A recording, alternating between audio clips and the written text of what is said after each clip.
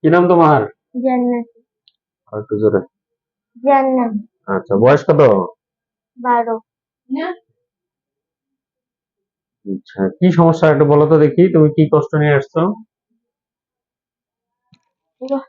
গলায় কাশি, আর গলার মধ্যে গলার ঢোক দিতে একটু শুকনো শুকনো ভাব লাগে। হুম। আর আর টনসিল হ্যাঁ, নাকি একটু নাকে জানি কি হয়েছে। আচ্ছা, তোমার কোনো জ্বর আসে? কি কতদিন থেকে কতদিন এই জ্বর আসে ভালো হয়, আবার জ্বর আসে ভালো হয়? এটা হলো? কতদিন থেকে? 6-7 দিন। 6-7 দিন। আচ্ছা, তোমার কাশি আছে কোনো? জি। আচ্ছা, কাশি আছে, হ্যাঁ। আমরা তোমাকে একটু পরীক্ষা করে দেখি, হ্যাঁ, কোনো সমস্যা নেই। আচ্ছা, তোমার নাকটা একটু দেখি আগে, নাকটা। আচ্ছা, এই যে নাকের মাংস একটু বড় দেখা যায়। আচ্ছা, এই পাশে দেখি, এই পাশে হালকা একটু বড় দেখা যায়। এছাড়া নাকের রাস্তা বেশ সুন্দর আছে।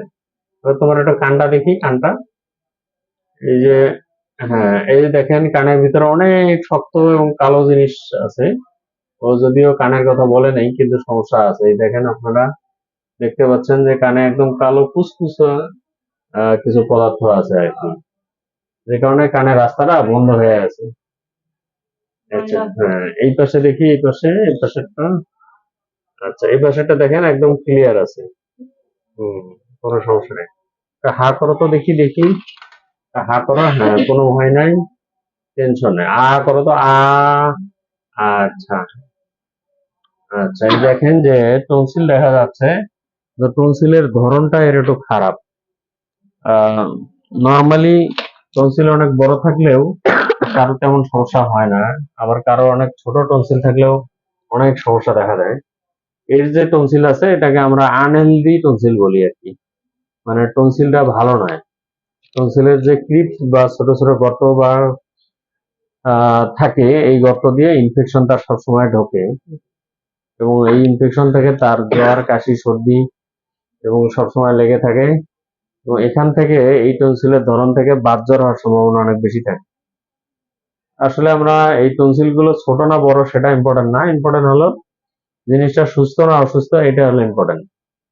টনসিল হলো বাড়ির দারোয়ান হিসেবে কাজ করে।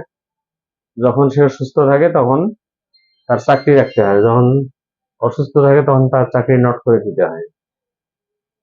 এই ক্ষেত্রে আমরা আসলে আহ, তার জন্য ভালো যেটা পরামর্শ সেটা হলো অপারেশন করে নেওয়াটা ভালো। কিন্তু বাচ্চার এখন কাশি আছে, এই জন্য আমরা আগে চিকিৎসা দেব। চিকিৎসা দিয়ে তারপরে কাশিটা ভালো হয়ে গেলে এটা পরীক্ষা নিরীক্ষা করে অপারেশন করলে ইনশাল্লাহ সে 100-100 ভালো হয়ে যাবে। তো যদি এরকম সমস্যা থাকে কারো, তাহলে আগে আপনারা চিকিৎসকের পরামর্শ নেবেন, এবং অপারেশনের কথা বললে অপারেশন করে নেবেন। না হলে এই টনসিলের সমস্যা থেকে অনেকগুলো সমস্যা হতে পারে। যেমন বাচ্চা হা করে শ্বাস নিতে পারে, নাক ডাকতে পারে, নিঃশ্বাস নিতে অসুবিধা হতে পারে, ঘন ঘন জ্বর আসতে পারে, খাইতে অসুবিধা হতে পারে। আবার হা করে শ্বাস নিলে বাচ্চাদের বুদ্ধি শুদ্ধি কম হয়, চালাক চতুর কম হয়, দেখতে একটু অসুন্দর লাগে, উপরের দাঁত তখন বড় হয়ে যায়। আবার বাচ্চারা কানে কম শোনে, কম শুনলে বুদ্ধি শুদ্ধি কম হয়, এটা স্কুলের পারফরমেন্স অনেক কমে যায়। সে কারণে এই ক্রনিক টনসিলাইটিস বা ক্রনিক প্যারেনকাইমাটাইটিস টনসিলাইটিস বা টনসিলের সাইজ বড় হয়ে গেলে এগুলো সমাধান করাটাই উত্তম আর কি। তো আমরা পরবর্তীতে আবার কোনো একটা বিষয় নিয়ে ইনশাল্লাহ কথা বলবো। ধন্যবাদ জান্নাতিকে, ও সুন্দরভাবে